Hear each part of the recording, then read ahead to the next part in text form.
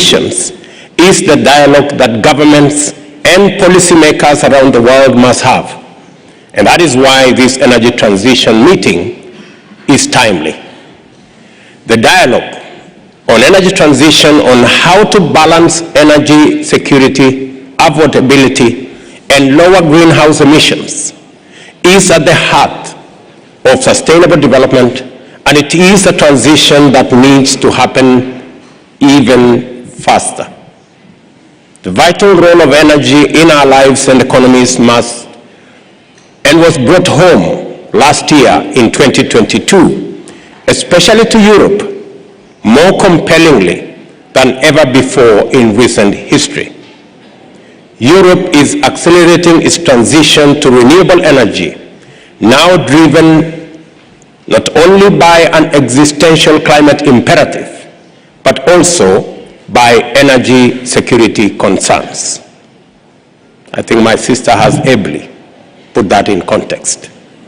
Let me today share with you what this transition looks like in Kenya and for Africa, and give the vision of Africa's assets and our ability to leapfrog technologically, make the continent, and Kenya in particular, a critical partner if we are all together going to navigate this next era of energy transition.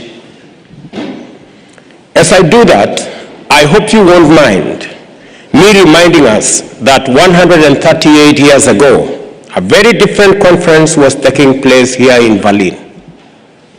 One that also involved collaboration and cooperation, but of a more exclusive and violent nature. At that Berlin conference, it was a German chancellor who convened 14 of the world's leading powers to divide Africa among themselves and carve up our land and our people as they saw fit. In the years since that conference, so much has changed.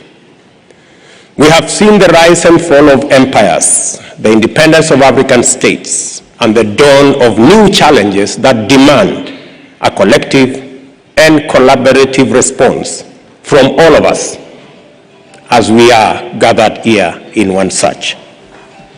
Today, in Africa, we face multiple intertwined crises.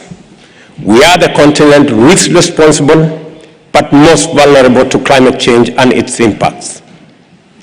We are the continent with the least energy access, with over 600 million Africans still without access to energy. And of course, Africa still carries the scars of colonialism and economic and institutional dependencies that followed it.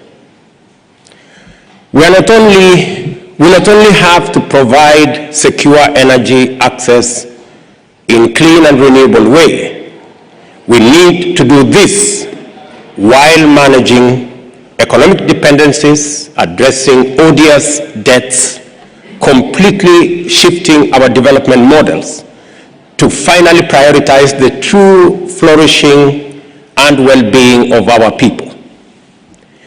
But I have not come here to dwell on the past or to list seemingly unsurmountable challenges.